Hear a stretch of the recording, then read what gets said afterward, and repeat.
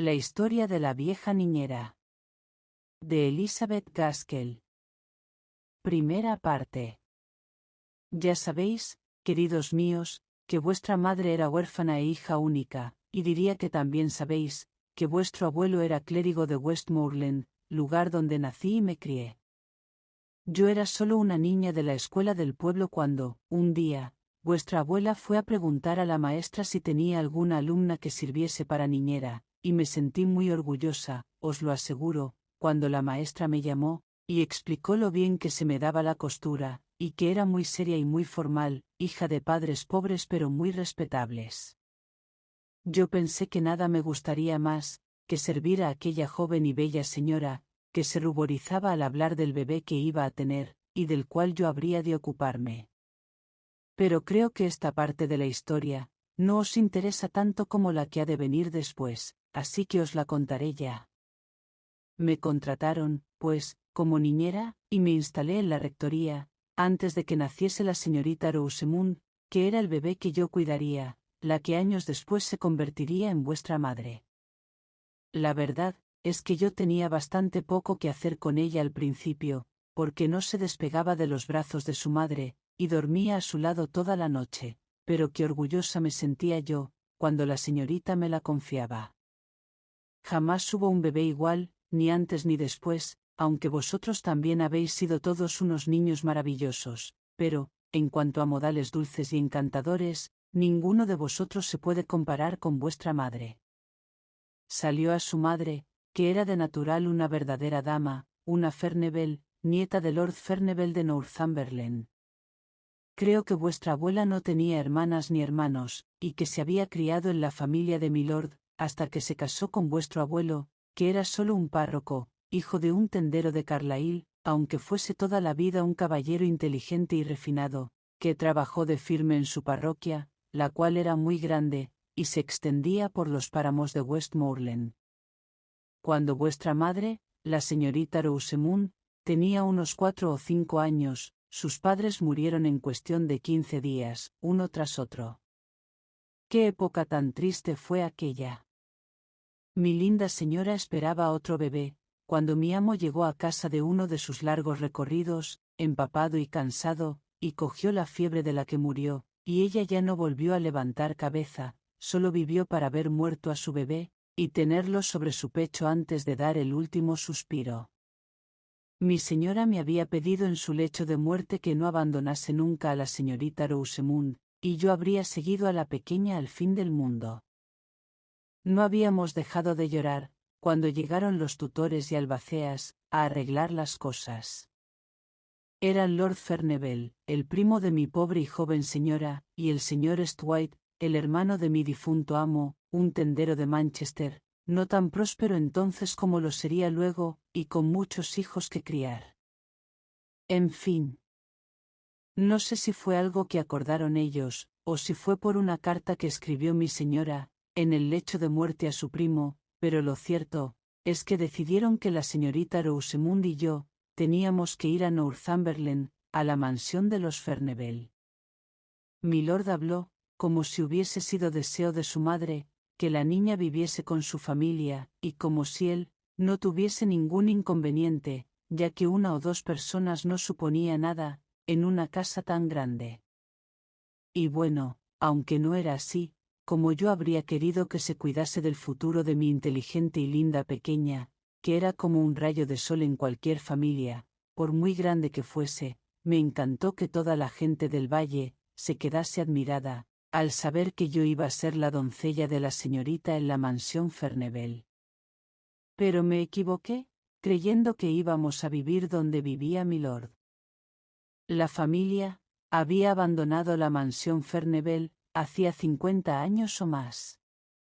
Yo no podía saber que mi pobre y joven señora nunca había estado allí, aunque se hubiese criado con la familia, y lo lamenté, porque me habría gustado que la señorita Rosamund pasara la juventud donde había vivido su madre. El ayudante de mi señor, a quien hice todas las preguntas que me atreví, me dijo que la mansión estaba al pie de los páramos de Cumberland, que era muy grande, y que vivía allí la señorita Furnivall, una anciana tía abuela de milord, con algunos sirvientes. Dijo que era un lugar muy saludable, y el señor había pensado que sería muy conveniente que la señorita Rosamund viviera allí unos años. Además, la presencia de la niña tal vez alegrara un poco a su anciana tía. Milord me ordenó que preparase las cosas de la señorita Rosamund para un día determinado. Era un hombre serio y orgulloso, como dicen que eran todos los Ferneville, y nunca decía una palabra más de las necesarias. Contaban que había estado enamorado de mi difunta señora, pero que ella, sabiendo que el padre de él se opondría, nunca había querido escucharle, y se había casado finalmente con el señor Stwaite. Yo no sé si esto era cierto.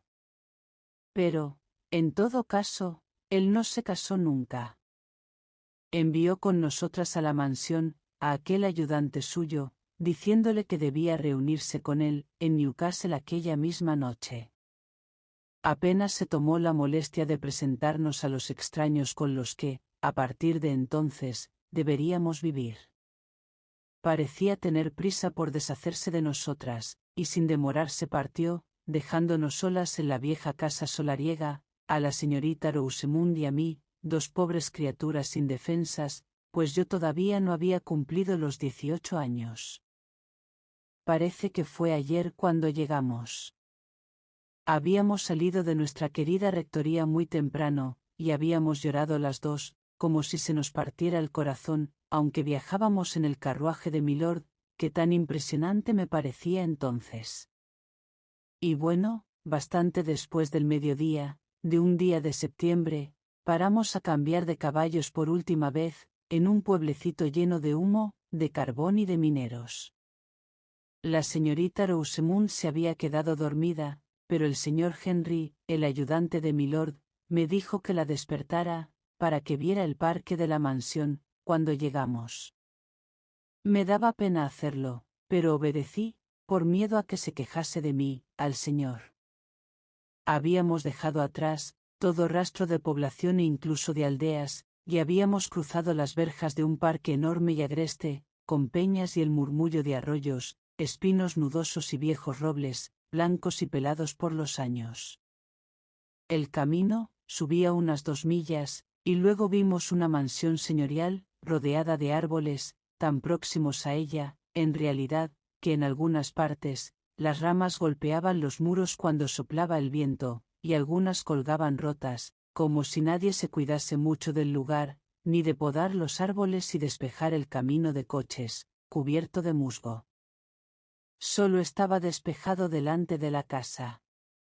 La gran entrada oval no tenía malas hierbas, y no había enredaderas ni árboles sobre la larga fachada, con muchas ventanas, a ambos lados de la cual se proyectaban las fachadas de las salas laterales. La casa, aunque tan desolada, era todavía más grandiosa de lo que yo esperaba. Detrás se alzaban los páramos, que parecían bastante extensos y desiertos. Y a la izquierda de la casa, mirando de frente, había un pequeño jardín de flores antiguo, según descubrí después.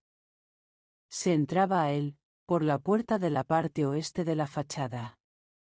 Lo habían plantado, despejando el bosque denso y oscuro, para alguna antigua Lady Ferneville, pero las ramas de los grandes árboles habían vuelto a crecer, y lo cubrían con su sombra, por lo que ya no podían crecer allí muchas flores. Cuando llegamos a la entrada principal, y entramos en el vestíbulo, era tan grande, tan enorme e inmenso, que creí que nos perderíamos.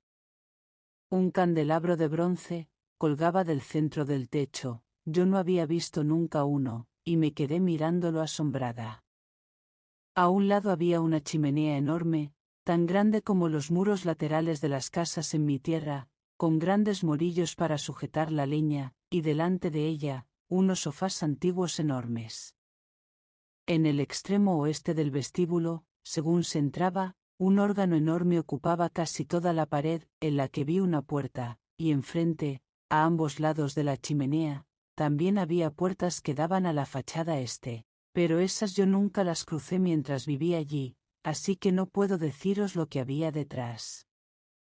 Llegamos al final de la tarde.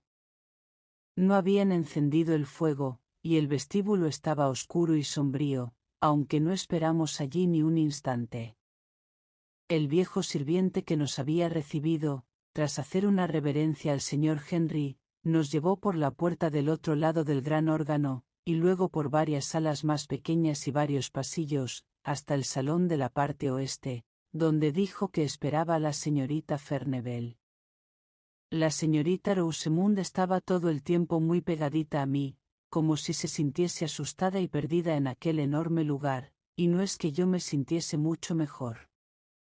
La sala oeste resultaba muy alegre, había un gran fuego encendido, y muchos muebles buenos y cómodos. La señorita Furnivall era una anciana que rondaría los 80, diría yo, aunque no estoy segura. Era alta y delgada, con la cara tan llena de arrugas finas, que parecía dibujada con la punta de una aguja. Tenía los ojos muy abiertos, supongo que para compensar que era tan sorda, que se veía obligada a usar trompetilla. Sentada a su lado, y trabajando en el mismo tapiz, estaba la señora Stark, que era su doncella y dama de compañía, y casi tan vieja como ella. Vivía con la señorita Furnivall desde que ambas eran jóvenes, y ya parecía una amiga más que una sirvienta. Tenía un aire gélido, gris e imperturbable, como si no hubiese querido nunca a nadie, ni se hubiese interesado por nadie, y no creo que lo hiciera, salvo por su ama, a quien trataba casi como si fuese una niña, debido a la sordera. El señor Henry les dio algún mensaje de mi amo, se despidió de nosotras con una reverencia, sin reparar en la mano extendida de mi dulce señorita Rosamund, y nos dejó allí plantadas, mientras las dos ancianas lo miraban a través de sus gafas. Me alegré mucho cuando llamaron al sirviente que nos había recibido, y le dijeron que nos llevara a nuestras habitaciones. Salimos del salón, y pasamos a otra sala, la cruzamos, subimos un gran tramo de escaleras, y seguimos por una amplia galería, que parecía una biblioteca, porque tenía a un lado libros, y al otro, ventanas y escritorios, hasta que llegamos a nuestras habitaciones. No me disgustó saber que quedaban justo encima de las cocinas, pues empezaba a pensar que me perdería en aquella casa laberíntica. Había un antiguo cuarto de niños, que habían utilizado todos los señoritos y las señoritas de la familia, hacía mucho tiempo, con un fuego agradable en la chimenea, la tetera hirviendo en la rejilla y la mesa puesta con las cosas del té. Y al lado de aquella habitación, estaba el dormitorio de los niños, con una cunita para la señorita Rosamund junto a mi cama. El viejo James llamó a su mujer Dorothy, para que nos diera la bienvenida, y fueron los dos tan hospitalarios y tan cariñosos con nosotras, que la señorita Rosamund y yo, empezamos a sentirnos en casa, poco a poco. Y cuando terminamos de tomar el té, ya estaba la niña sentada en el regazo de Dorothy, cotorreando todo lo deprisa que le permitía su pequeña lengua.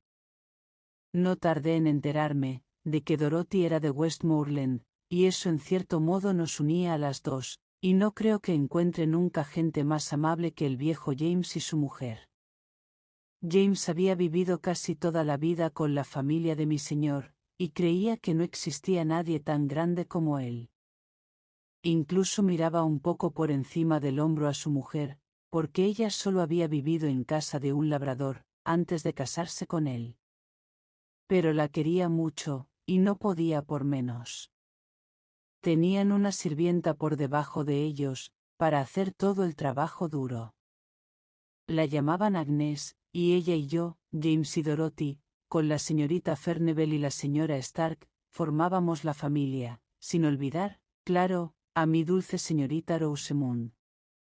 Todos estaban tan pendientes de ella, que muchas veces me preguntaba, ¿qué harían antes de que llegáramos?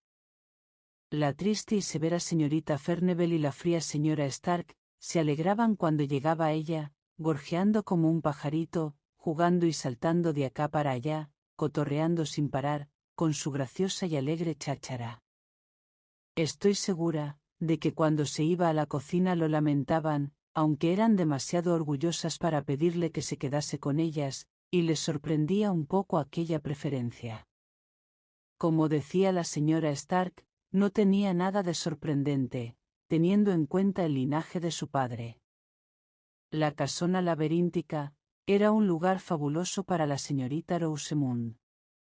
Hacía expediciones por todas partes, conmigo detrás, pisándole los talones, menos al ala este, que no estaba nunca abierta, y a donde ni siquiera se nos ocurría ir. Pero en la parte norte y oeste, había muchos sitios agradables, llenos de cosas que nos parecían curiosidades, aunque tal vez no lo fuesen para quienes habían visto más mundo. Las grandes ramas de los árboles y la hiedra que las cubría, oscurecían las ventanas, pero podíamos ver en la penumbra verdosa, los jarrones de porcelana antiguos, y las cajas de marfil talladas, y libros enormes, y sobre todo, los cuadros antiguos. Recuerdo que una vez, mi querida niña pidió a Dorothy que nos acompañara, para que nos dijera quiénes eran los personajes de los cuadros. Eran retratos de la familia de mi señor, aunque ella no sabía los nombres de todos. Habíamos recorrido casi todas las habitaciones, y llegamos al espléndido salón que quedaba encima del vestíbulo, en el que había un retrato de la señorita Furnivall, o señorita Gris, que era como se llamaba entonces, por ser la hermana más pequeña. Debía de haber sido una belleza. Sin embargo, tenía un aire resuelto y orgulloso, y sus bellos ojos miraban con desdén, con las cejas enarcadas, como si les sorprendiera que alguien pudiese cometer la impertinencia de mirarla, frunciendo los labios con disgusto, mientras la contemplábamos. Yo nunca había visto una ropa como la que llevaba, pero era lo que estaba de moda cuando era joven, un sombrero de un género blanco y blando como piel de castor, echado un poco sobre las cejas, y con un penacho de plumas muy bonito a un lado, y el vestido de raso azul, estaba abierto por delante mostrando un peto blanco guateado. «Qué cierto es que somos polvo», exclamé después de mirarlo bien. Pero, ¿quién diría que la señorita Furnivall fue una belleza tan extraordinaria viéndola ahora? Sí, dijo Dorothy. Por desgracia la gente cambia. Aunque, si es cierto lo que decía el padre de mi amo, la señorita Furnivall, la hermana mayor, era todavía más guapa que la señorita Gris. Su retrato está aquí en un sitio, pero si os lo enseño, no debéis decirle a nadie que lo habéis visto, ni siquiera a James. ¿Crees que la señorita Rosamund sabrá guardar el secreto? No estaba muy segura de ello, porque era una niñita muy atrevida, franca y abierta, así que le dije que se escondiera, como en un juego. Luego, ayudé a Dorothy a dar la vuelta a un cuadro grande, que no estaba colgado como los otros, sino apoyado de cara a la pared. La joven allí retratada, superaba en belleza a la señorita Gris, desde luego, y creo que también en orgullo desdeñoso, aunque puede que en ese aspecto resultase más difícil decidir. Habría podido pasarme una hora contemplándolo, pero Dorothy parecía un poco asustada por habérmelo enseñado, y volvió a darle la vuelta enseguida, y me mandó que corriera a buscar a la señorita Rosamund, porque había algunos sitios peligrosos en la casa, en los que no quería que entrara la niña. Yo era una muchacha valiente y animosa, y no hice mucho caso de lo que me dijo, porque me gustaba jugar al escondite, tanto como a cualquier niño de la parroquia, así que corrí a buscar a mi pequeña. Los días fueron acortándose, a medida que avanzaba el invierno, y a veces, yo estaba casi segura de que oía un sonido extraño, como si alguien estuviese tocando el gran órgano del vestíbulo. No lo oía todas las noches, pero sí bastante a menudo, y casi siempre cuando acostaba a la señorita Rosamund, y me sentaba a su lado en el dormitorio sin moverme, en silencio. Entonces lo oía resonar a lo lejos, cada vez más fuerte. La primera noche que lo oí, cuando bajé a cenar le pregunté a Dorothy, quién había estado tocando música, y James dijo, muy cortante, que era una necia si tomaba por música el murmullo del viento entre los árboles. Pero me di cuenta, de que Dorothy le miraba muy asustada, y Agnes, la chica que ayudaba en la cocina, musitó algo y se puso muy pálida.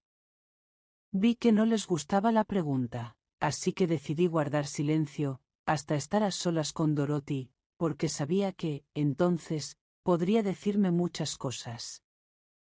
Así que, al día siguiente, esperé el momento oportuno, e intenté convencerla de que me dijera quién tocaba el órgano, porque sabía muy bien que se trataba del órgano, y no del viento, como James había querido hacerme creer. Pero parecía que Dorothy se había aprendido la lección, porque no conseguí sacarle una palabra. Entonces, lo intenté con Agnès, aunque siempre la había mirado un poco por encima del hombro, ya que yo estaba al mismo nivel que James y Dorothy, y ella era poco más que su criada. Agnès me dijo que no debía contarlo nunca, y que si alguna vez lo contaba, no debía decir que me lo había dicho ella. Me confirmó que ella también había oído muchas veces un ruido muy extraño, sobre todo las noches de invierno y antes de las tormentas. La gente decía que era el señor Ferneville, que tocaba el órgano del vestíbulo, como cuando estaba vivo, pero ella no sabía, o no quiso decírmelo, por qué tocaba, y por qué lo hacía, precisamente, en invierno, las noches de tormenta. Ya os he dicho que yo era una muchacha valiente, así que pensé que era bastante agradable, que aquella música grandiosa, recorriese la casa, fuese quien fuese el músico, porque la cuestión, es que se elevaba sobre las fuertes ráfagas de viento, gemía y se lamentaba exactamente igual que un ser vivo, y luego descendía hasta la más completa suavidad, pero siempre de manera melódica y musical, así que era un disparate decir que era el viento. Al principio, creí que podría ser la señorita Ferneville quien tocaba, sin que Agnès lo supiera, pero un día, estando yo sola en el vestíbulo, abrí el órgano y lo miré por dentro, como había hecho una vez con el órgano de la iglesia de Crastweth, y vi que, aunque pareciese tan magnífico por fuera, por dentro estaba destrozado. Era imposible que, en tales condiciones, se pudiese hacer música con ese instrumento. ¿De dónde procedía entonces la música que yo oía por las noches? A pesar de que era mediodía, se me puso la carne de gallina. Cerré el órgano, y me fui corriendo al luminoso y alegre cuarto de los niños. Después de ese descubrimiento, no me gustaba en absoluto oír aquella música, y comprendía perfectamente que a James y a Dorothy tampoco les gustara. Durante todo ese tiempo, la señorita Rosamund se había ido haciendo querer más y más. Las ancianas almorzaban pronto, y les gustaba que comiera con ellas. James se colocaba detrás de la silla de la señorita Ferneville, y yo, detrás de la señorita Rosamund. Todo era muy ceremonial. Después de comer, la niña jugaba en un rincón del gran salón, callada como un ratoncito, mientras la señorita Ferneville dormía, y yo comía en la cocina. Después, se venía muy contenta conmigo al cuarto de los niños, porque, como ella me decía, la señorita Ferneville era muy triste y la señora Stark muy aburrida, pero nosotras éramos bastante alegres. Y poco a poco, dejé de preocuparme por aquella extraña música retumbante, que en realidad no hacía ningún mal, aunque no supiéramos de dónde procedía. Aquel invierno fue muy frío. A mediados de octubre, empezaron las heladas, y duraron muchas semanas, muchas. Recuerdo que un día, a la hora del almuerzo, la señorita Ferneville alzó los ojos, tristes y adormilados, y le dijo a la señora Stark: «Me temo que vamos a tener un invierno espantoso», en un tono extraño, muy significativo. Pero la señora Stark hizo como que no la oía, y se puso a hablar muy alto de otra cosa. Mi señorita y yo, no nos preocupábamos por la helada, a nosotras no nos importaba. Mientras no lloviera ni nevara, escalábamos las laderas empinadas de detrás de la casa, y subíamos hasta los páramos, gélidos y casi sin vegetación, y hacíamos carreras, en aquel aire frío y cortante. En una ocasión, bajamos por un sendero nuevo, que nos llevó más allá de los dos viejos y nudosos acebos, que se alzaban hacia la mitad de la cuesta, que había al este de la casa. Pero empezaban ya a cortarse los días, y la música de órgano sonaba cada vez más triste. Un domingo por la tarde, debía de ser hacia finales de noviembre, yo quería ir a misa, y le pedí a Dorothy que cuidara a la señorita Rosamund cuando saliera del salón, después de que la señorita Furnivall durmiera la siesta, porque hacía demasiado frío para llevarla conmigo a la iglesia. Dorothy prometió hacerlo muy contenta, y quería tanto a la niña que no había motivo para preocuparse, así que Agnes y yo nos pusimos en camino muy animosas, aunque el cielo estaba negro y encapotado sobre la blanca tierra, como si no se hubiera llegado a ir del todo la noche, y el aire, aunque quieto, era muy frío y cortante. «Va a caer una buena nevada», me dijo Agnes. Y efectivamente, mientras estábamos en la iglesia, empezó a nevar con copos grandes, tanto que la nieve casi tapaba las ventanas. Dejó de nevar antes de que saliéramos, pero había una capa de nieve blanda, densa y profunda cuando regresamos a casa.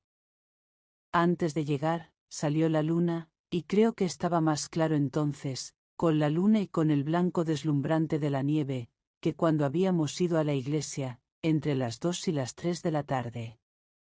La señorita Furnivall y la señora Stark no iban nunca a la iglesia.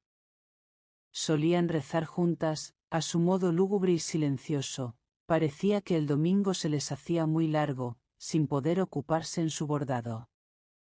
Así que, cuando fui a ver a Dorothy a la cocina, para recoger a la señorita Rosamund y llevarla arriba conmigo, no me extrañó nada que me dijera que las señoras se habían quedado con la niña, y que ella, por tanto, no la había llevado a la cocina, como yo le había dicho que hiciese. Me quité, pues, la ropa de abrigo y fui a buscarla, para llevarla a cenar a la habitación de los niños. Pero, al entrar en el salón, allí estaban sentadas las dos señoras, muy quietas y calladas, diciendo alguna palabra de vez en cuando, pero dando la impresión de que nada tan radiante y alegre como la señorita Rosamund hubiese estado jamás cerca de ellas. Pensé que a lo mejor se había escondido para que no la viera, pues aquel era uno de sus juegos favoritos, y que había convencido a las señoras para que simularan que no sabían dónde estaba. Decidí seguir el juego, y me puse a mirar silenciosamente debajo de un sofá, o detrás de una silla, fingiendo que me asustaba al no poder encontrarla. «¿Qué pasa, Esther?», preguntó con aspereza la señora Stark. No sé si la señorita Furnivall me había oído, porque ya os he dicho que estaba muy sorda, y siguió mirando el fuego alicaída, sin moverse. «Estoy buscando a mi pequeña Rosamund», contesté, todavía convencida de que la niña estaba allí, cerca de mí, aunque no la viera. «La señorita Rosamund no está aquí». «Hace más de una hora que se fue a buscar a Dorothy», me dijo la señora Stark, y se volvió otra vez hacia el fuego. Me dio un vuelco el corazón, y empecé a lamentar haberme separado de mi pequeña. Volví a la cocina y se lo conté a Dorothy. James había salido a pasar el día fuera, pero ella, Agnes y yo cogimos luces y subimos primero al cuarto de los niños, y luego recorrimos toda aquella enorme casa, llamando a la señorita Rosamund, suplicándole que saliera de su escondite y que no nos asustara de aquel modo. Pero no hubo respuesta, ni un sonido. «¿Dónde puede estar?», dije yo al fin. «¿No habrá ido a esconderse al ala este?». Pero Dorothy dijo que era imposible, porque ni siquiera ella había ido nunca allí. Además, las llaves de esa zona de la casa las tenía el administrador de mi señor. En realidad, ni ella ni James las habían visto nunca. Decidí volver al salón, a ver si se había escondido realmente allí, sin que se dieran cuenta las ancianas, diciendo que, si la encontraba, le daría una buena azotaina por el susto que me había dado. Aunque no pensaba hacerlo, claro. Ya en el salón, le conté a la señora Stark que no encontrábamos a la niña por ningún sitio, y le pedí que me dejara mirar bien por allí, porque ahora creía que podía haberse quedado dormida en algún rincón caliente y oculto. Pero no. Miramos en todos los rincones, e incluso la señorita Furnivall se levantó de su sillón, temblando de pies a cabeza. Pero allí no estaba. Volvimos a buscarla en todos los sitios en los que ya habíamos mirado, pero no la encontramos. La señorita Furnivall se estremecía y temblaba tanto, que la señora Stark se la llevó de nuevo al calor de la chimenea, pero no sin haberme hecho prometerle que les llevaría a Rosamund cuanto la encontráramos. La historia de la vieja niñera. De Elizabeth Gaskell. Segunda parte. Empezaba a creer que Rosamund no aparecería nunca, cuando se me ocurrió mirar en el patio delantero, que estaba todo cubierto de nieve. Yo me encontraba en el piso de arriba, cuando miré hacia el patio, pero la luz de la luna era tan clara, que pude ver con toda claridad, dos pequeñas pisadas que salían de la puerta principal, y doblaban la esquina del ala este. No sé cómo llegué hasta allí, pero abrí como pude aquella puerta grande y pesada, me eché la falda del vestido por la cabeza, como una capa, y salí corriendo de la casa. Doblé la esquina este, y vi en la nieve una sombra negra, pero cuando salí de nuevo a la luz de la luna, descubrí las pequeñas pisadas que subían y subían hacia los páramos. Hacía un frío espantoso, tanto que, al correr, el aire me cortaba la piel de la cara. Pero seguí corriendo, llorando al pensar en mi pobrecita niña querida, en lo que debía de haber sufrido, y en el miedo que habría pasado. Cuando tenía ya los acebos a la vista, vi a un pastor que bajaba por la ladera con algo en brazos, envuelto en una manta.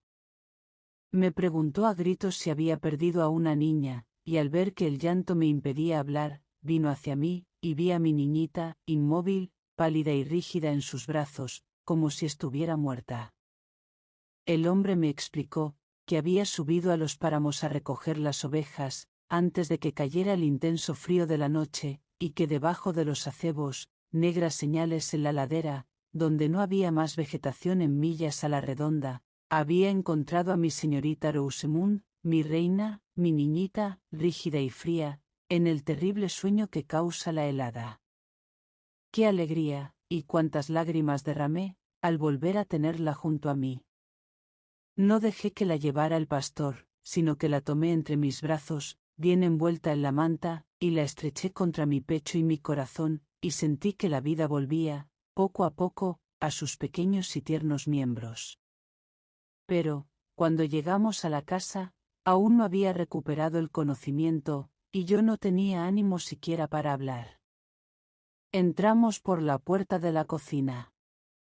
Subí del calentador de la cama, dije, y llevé a la niña a su habitación, y la desnudé junto al fuego, que Agnès había mantenido encendido. Llamé a mi señorita por todos los nombres dulces y graciosos que se me ocurrieron, aunque apenas me salía la voz, hasta que al fin abrió sus ojazos azules. La acosté en la cama caliente, y pedí a Dorothy que bajara a decirle a la señorita Furnivall que todo se había arreglado, y decidí pasar la noche entera, sentada junto a la cama de mi niña. Tan pronto como su linda cabecita tocó la almohada, cayó en un dulce sueño, y yo velé a su lado hasta que, al llegar la luz de la mañana, despertó alegre y despejada, o eso creía al principio, y queridos míos, lo creo ahora. Me contó que había decidido irse con Dorothy, porque las dos ancianas se habían dormido y se aburría mucho en el salón, y que, cuando cruzaba el vestíbulo, vio por la alta ventana cómo caía y caía la nieve suave y constante. Se quedó contemplándola a través de los cristales, cuando, de pronto, vio fuera de la casa a una niña pequeña, no tan mayor como ella, pero muy bonita, dijo, y aquella niñita me hizo señas de que saliera, y era tan linda y tan dulce que no tuve más remedio que ir. Luego, aquella otra niña le había dado la mano, y se habían ido las dos juntas, caminando por la nieve. Eres una niñita mala, y estás contando mentiras, le dije yo. ¿Qué diría tu buena mamá, que está en el cielo, y que nunca en su vida contó ni una mentira, a su pequeña Rosamund, si la oyera contar esas mentiras. Y me atrevo a decir que sí que la oye. Te lo digo en serio, Esther, gimió mi niña, estoy diciendo la verdad. De veras, es cierto. No digas eso. Le dije, muy seria. Seguí tus pisadas por la nieve, no se veían más que las tuyas, y si hubiese subido de la mano de esa niñita, hasta el cerro, ¿no crees que se habrían marcado sus pisadas al lado de las tuyas?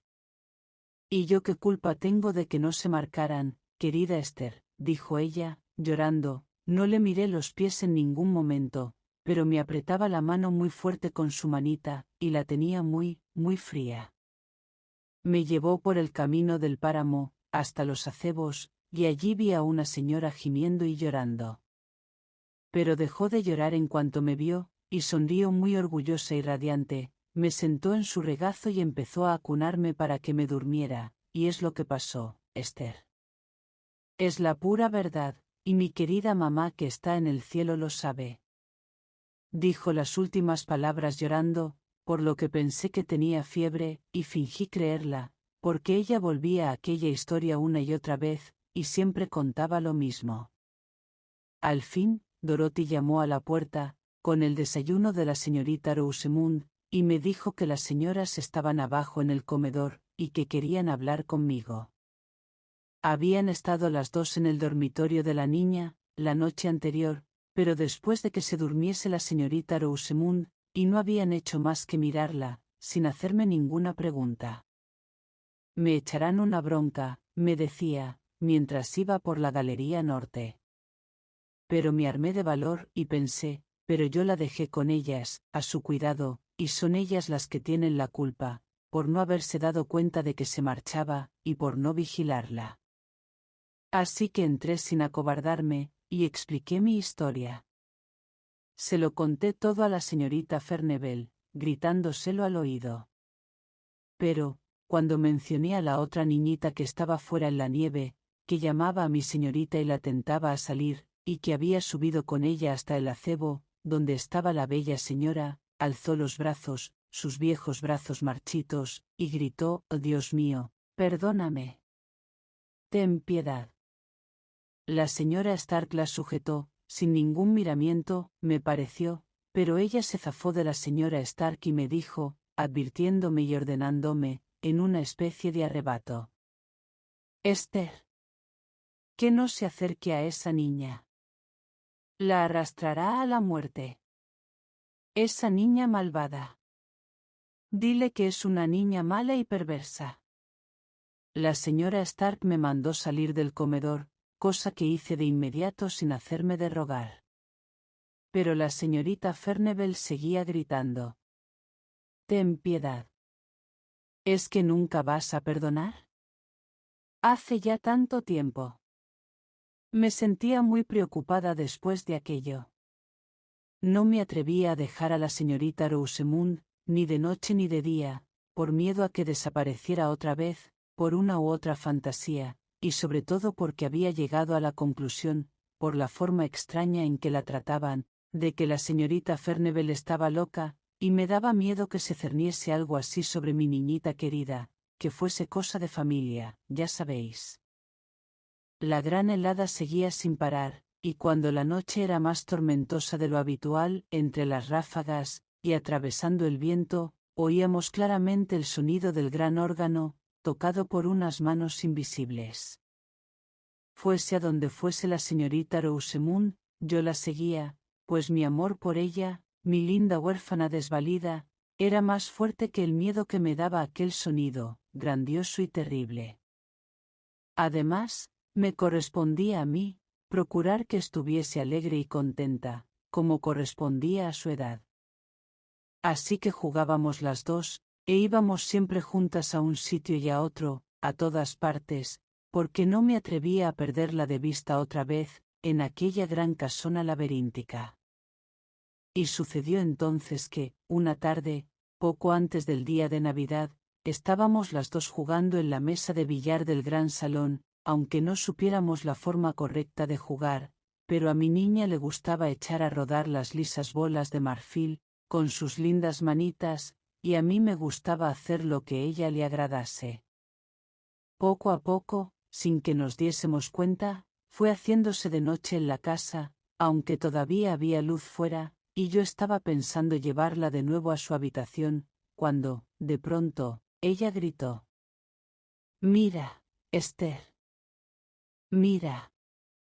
Mi pobre niñita está ahí fuera en la nieve». Me volví hacia las ventanas alargadas, y efectivamente, vi allí a una niña más pequeña que mi señorita Rosamund, sin ropa adecuada para estar fuera, en una noche tan cruda, llorando y golpeando los cristales, como si quisiera entrar. Parecía sollozar y gemir, hasta que llegó un momento en que la señorita Rosamund no pudo soportarlo más, y corrió hacia la puerta para abrirla.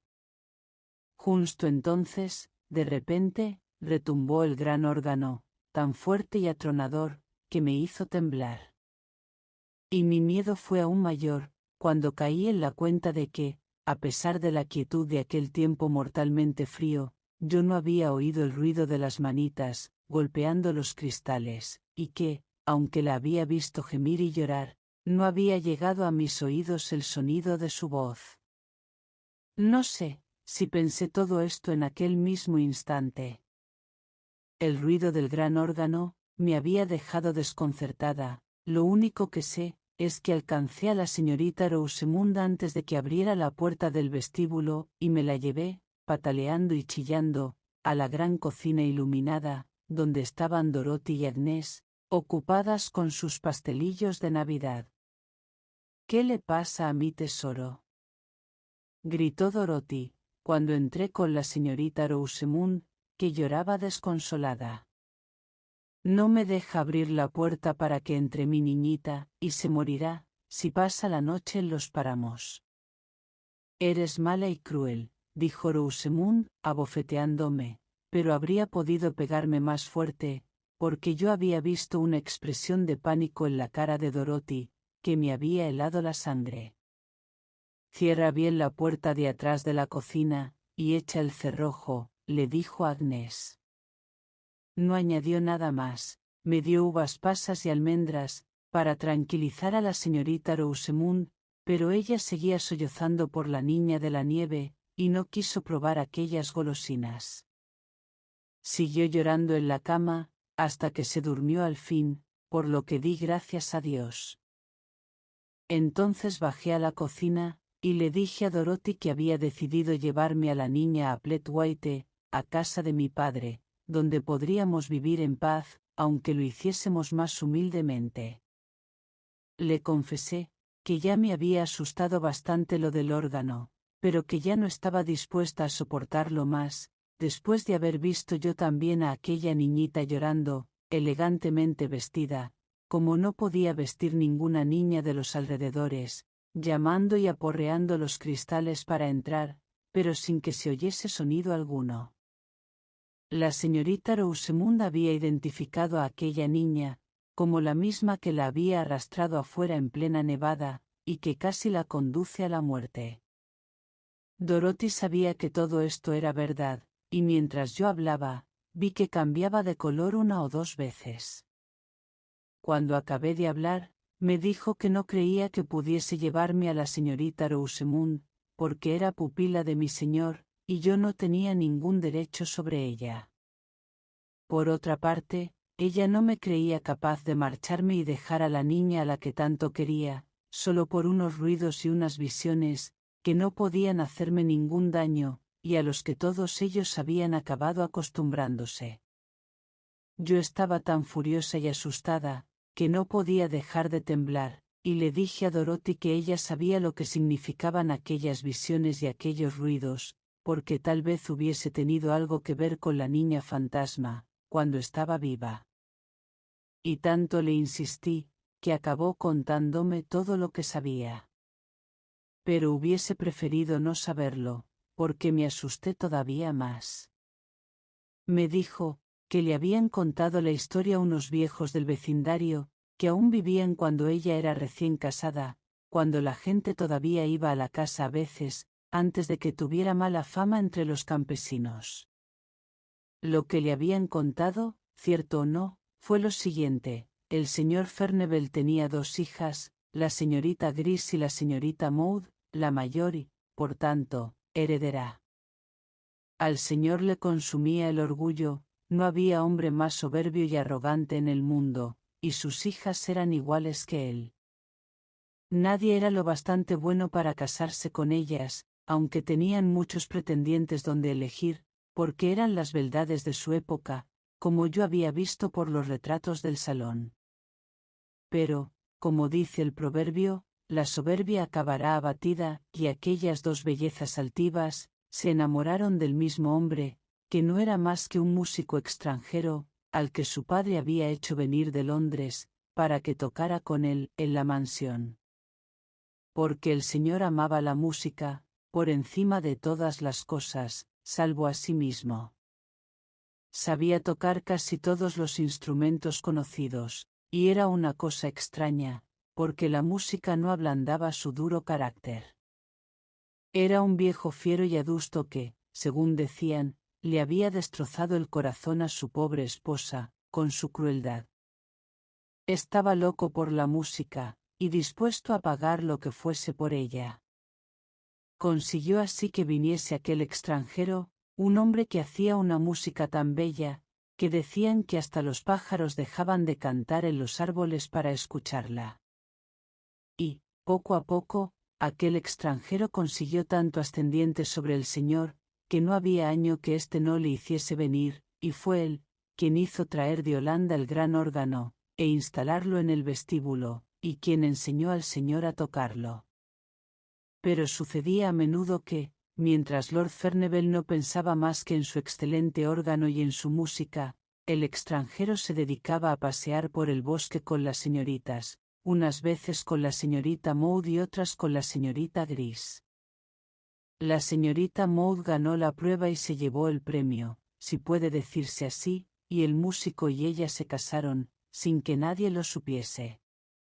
El músico partió, y antes de un año, cuando él no había regresado aún para su siguiente visita anual, ella había dado a luz una niña, en una casa de los páramos, mientras su padre y la señorita Gris creían que estaba en las carreras de Doncaster. Sin embargo, aunque era esposa y madre, ninguna de las 2 cosas la ablandó lo más mínimo, y seguía siendo tan altiva e irritable como siempre, puede que incluso más, porque tenía celos de la señorita Gris, a quien su marido seguía haciendo la corte, según él le decía, para que no se diera cuenta de la verdad. La señorita Maud fue enfureciéndose cada vez más, tanto con su hermana como con su marido, y éste, que podía desaparecer fácilmente y huir a algún país extranjero, se fue aquel verano un mes antes de la fecha habitual, y amenazó con no volver nunca. Mientras tanto, la niña seguía en la casa del páramo, y su madre mandaba que le ensillasen el caballo, y galopaba como una loca por las colinas para ir a verla, una vez a la semana como mínimo, porque ella, cuando quería, quería de verdad, y cuando odiaba, odiaba de veras. Y el señor siguió tocando el órgano, y los sirvientes pensaban que aquella música dulce que tocaba había suavizado su horrible carácter, del que, según Dorothy, podían contarse algunas cosas terribles. Al poco tiempo, enfermó, y a partir de entonces tuvo que andar con un bastón. Su hijo, el padre del Lord Furnivall actual, estaba con el ejército en América, y el otro hijo en la mar, así que la señorita Maud podía hacer casi lo que quería, y las relaciones entre ella y la señorita Gris fueron haciéndose cada vez más frías y amargas, hasta que llegó un momento en que apenas se hablaban, salvo cuando estaba presente su padre. El músico extranjero volvió el verano siguiente, pero esa fue la última vez, porque le hicieron la vida tan imposible con sus celos y sus arrebatos de cólera, que se hartó y no volvieron a saber de él. Y la señorita Maud, que siempre había tenido la intención de hacer público su matrimonio, cuando muriese su padre, se convirtió en una viuda abandonada, sin que nadie supiese que se había casado, con una hija a la que, aunque quisiese con locura, no se atrevía a reconocer, viviendo como vivía con un padre al que temía, y una hermana a la que odiaba. Cuando pasó el verano siguiente, sin que apareciese el extranjero, tanto la señorita Maud como la señorita Gris estaban tristes y lúgubres, y tenían un aire lánguido, aunque parecían tan bellas como siempre. Pero, poco a poco, la señorita Maud fue recuperando la alegría. El señor estaba cada vez más enfermo, y más absorto que nunca en la música, y ella y la señorita Gris vivían prácticamente separadas, tenían habitaciones independientes, una en el lado oeste, y la señorita Maud en el este. Así que pensó que podría traer a su hijita a la casa con ella, y nadie tenía por qué saberlo, excepto los que no se atrevían a hablar, y estaban obligados a creerla, cuando les decía que la niña era la hija de un campesino, a la que le había tomado mucho cariño. Todo esto, dijo Dorothy, era cosa sabida, pero lo que sucedió después, solo lo sabían la señorita Gris y la señora Stark, que era ya entonces su doncella, y a la que consideraba más amiga, de lo que lo había nunca sido su hermana. Pero los sirvientes supusieron, por lo que insinuaban, que la señorita Maud le había dicho a la señorita Gris, que el músico extranjero había estado burlándose todo el tiempo de ella, con un amor fingido, porque era su marido. La señorita Gris perdió para siempre el color de las mejillas y los labios desde aquel mismo día, y más de una vez la oyeron decir, que tarde o temprano se vengaría, y la señora Stark andaba siempre espiando a su señorita, con preocupación. Una noche terrible, poco después de que empezase el año nuevo, cuando una capa de nieve densa y profunda cubría la tierra, y seguía nevando tanto, que cegaba a cualquiera que estuviese a la intemperie, se oyó un ruido fuerte y violento, y por encima de todo, la voz del Señor, maldiciendo y jurando atrozmente. También se oían los gritos de una niña pequeña, el desafío orgulloso de una mujer furiosa, el sonido de un golpe y un silencio profundo, y gemidos y llantos alejándose por la ladera. El Señor llamó luego a todos los sirvientes de la casa, y les dijo, con juramentos atroces y palabras más atroces aún, que su hija se había deshonrado y que la había echado de casa, a ella y a su hija, y que si alguno le prestaba ayuda o le daba comida o cobijo, él rezaría para que no pudiese entrar nunca en el cielo. Y la señorita Gris estuvo a su lado todo el tiempo, pálida y quieta como una piedra. Y cuando el señor acabó de hablar, ella exhaló un gran suspiro, como para indicar que había terminado su tarea, y había conseguido su propósito. Sin duda, había sido ella quien había delatado a su hermana frente a su padre, desencadenando aquella furia terrible en el anciano. El señor no volvió a tocar el órgano, y murió aquel mismo año. Cosa nada sorprendente, porque, al día siguiente de aquella noche espantosa, los pastores que bajaban la ladera de los páramos, encontraron a la señorita Maud sentada bajo los acebos, sonriendo enloquecida, y meciendo a una niña muerta entre sus brazos. La pobre criatura había muerto, dijo Dorothy, por el frío y la helada, pues todos los animales estaban en su madriguera, y todo el ganado en su redil, mientras que a la niña y a su madre las habían echado a vagar por los páramos, en plena helada. Y ahora ya lo sabes todo. Y me preguntó, si estaba ya menos asustada. Pero yo estaba más asustada que nunca, aunque no se lo dije. Deseaba desaparecer de aquella espantosa casa para siempre, con la señorita Rosamund, porque no quería dejarla y tampoco me atrevía a llevármela. Pero, como la vigilaba y la protegía, echábamos el cerrojo a las puertas, y cerrábamos bien las contraventanas, una hora o más antes de oscurecer, para no dejarlas abiertas 5 minutos más de la cuenta. Pero mi señorita, aún oía llorar y quejarse a la niñita misteriosa, y pese a cuanto hiciéramos y dijéramos, no había forma de impedir que quisiese ir a buscarla, y hacerla entrar en la casa, para protegerla del viento crudo y de la nieve. Todo ese tiempo, me acerqué lo menos posible a la señorita Furnivall y a la señora Stark, porque me daban miedo. Sabía que no podía haber nada bueno en ellas, con su cara pálida e impasible, y su mirada perdida, recordando los años espantosos que ya habían pasado. Pero, a pesar del miedo, también sentía una especie de compasión, al menos por la señorita Furnivall.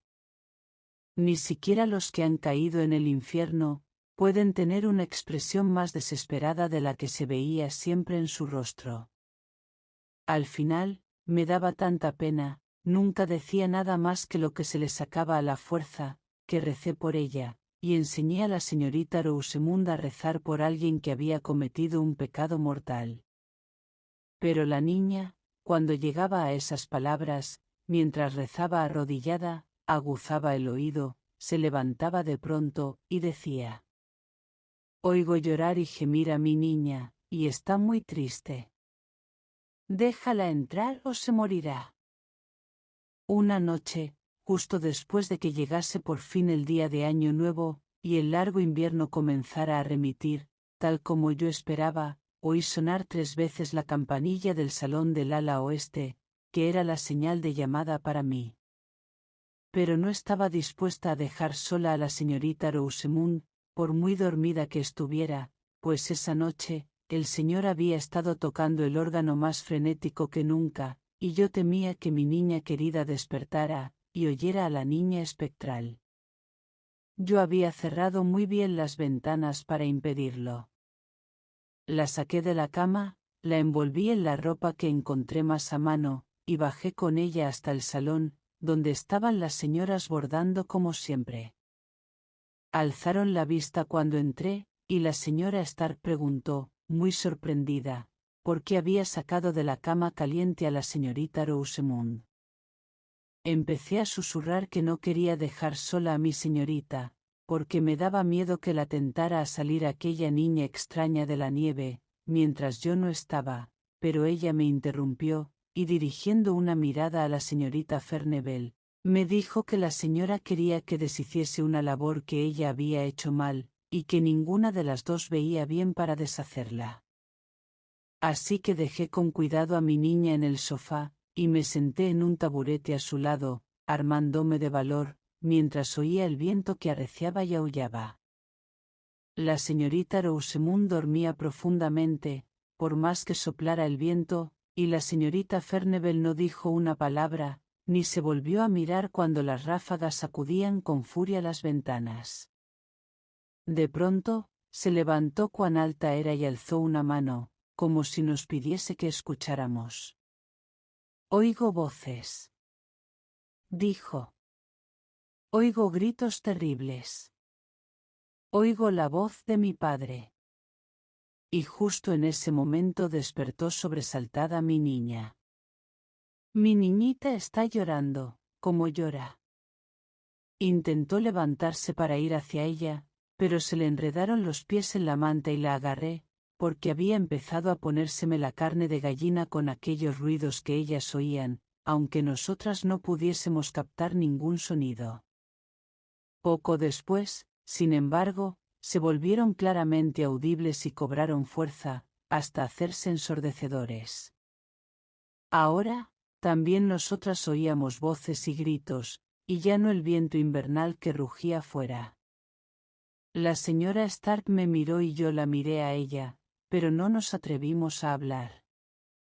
De pronto, la señorita Furnivall se dirigió a la puerta, salió a la antesala, cruzó el corredor del oeste, y abrió la puerta del gran vestíbulo.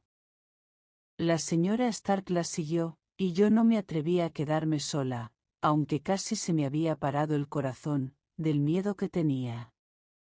Abracé con fuerza a mi niña, y la seguí. Los gritos eran más fuertes en el vestíbulo. Parecía que llegaban del ala este, cada vez más cerca, hasta que se oían al otro lado mismo de las puertas cerradas, justo detrás. Entonces me di cuenta de que el gran candelabro de bronce parecía tener todas las luces encendidas, aunque el vestíbulo estaba en penumbra, y que habían encendido el fuego en la inmensa chimenea, aunque no daba ningún calor, y me estremecí de terror, y abracé con más fuerza a mi niña. Pero, al hacerlo, la puerta tembló y ella, forcejeando de pronto para librarse de mí, gritó: «Esther. Tengo que ir. Mi niña está ahí, la oigo. Ya viene. Esther, tengo que ir». La estreché con todas mis fuerzas, la estreché con firme voluntad. Mi determinación era tan fuerte que, si me hubiese muerto en aquel momento, habría seguido abrazándola.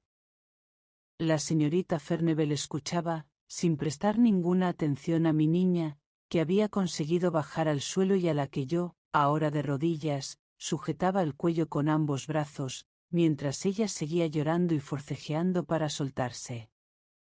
De repente, la puerta cedió con un estruendo atronador, como si se rompiera violentamente, y apareció bajo aquella luz, clara y misteriosa, la figura de un anciano alto, de cabello gris y ojos relumbrantes.